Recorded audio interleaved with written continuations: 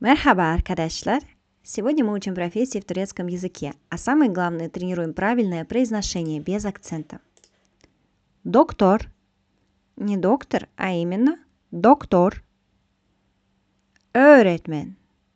Öğretmen. Вторая буква – это юмышак Г, мягкая Г.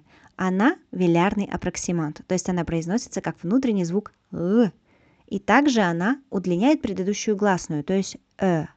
В итоге мы читаем это как öğretmen. Öğretmen.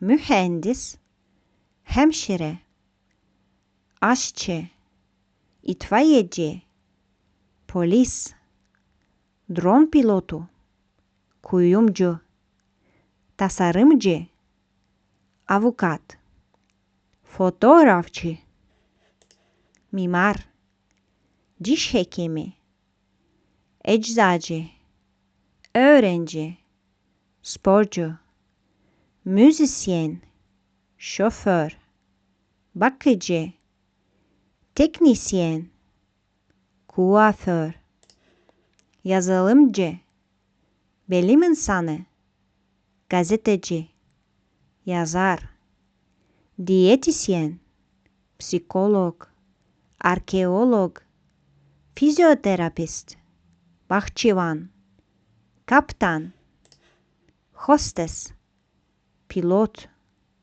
araştırmacı, bankacı, çiçekçi, oto tamircisi, dansçı, elektrikçi, veteriner hekim, hava durumu spikeri, bakkal, balıkçı, berber, boyacı, çaycı, çiçekçi, çiftçi, çilingir, гарсон, gözlükçü. На этом урок закончен. Спасибо, что тренировались вместе со мной.